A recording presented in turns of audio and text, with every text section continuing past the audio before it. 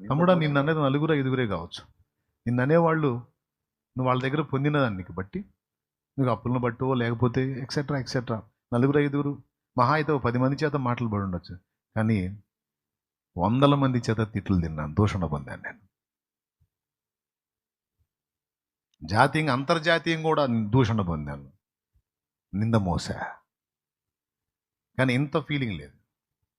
దేవునికి మహిమ. కారణం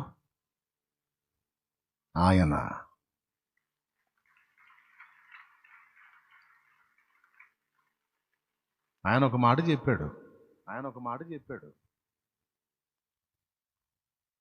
ఇప్పుడు ప్రధాని ఎవరు?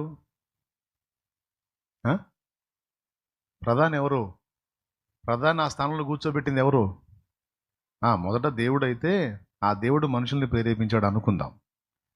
మనుషులు ఆయన్ని గెలిపించుకున్నారు, ఆయన ప్రధాని పీఠం ఎక్కాడు. అవునా? ప్రధాని అందరికి నచ్చడు, కొందరికి నచ్చుతాడు, కొందరికి నచ్చడు. నచ్చనోళ్ళు 100 మాటలు 100 మంది, లేదా 1000 మాటలు 1000 మంది, లేదా 10,000 మంది 10,000 మాటలు అనుకుంటే మాత్రం ఆయన సీటు పోయిద్దా?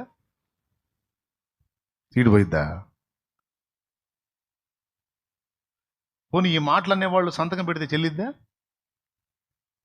ఆయన ఒక్క సంతకం పెట్టాడంటే అది దేశానికి సంబంధించిన మ్యాటరు. ఈ మురిగే కుక్కలో 100 మాట్లాడినా నాకు వర్తించవు కదా. నన్ను దేవుడు అలా కూర్చోబెట్టినప్పుడు, నాకు దేవుడిచ్చిన విలువ ఉన్నతంగా ఉన్నప్పుడు 100 మంది మాట్లాడితే నాకేంది, 1000 మంది మాట్లాడితే నాకేంది? వాగినోడు అలా డాగేగా.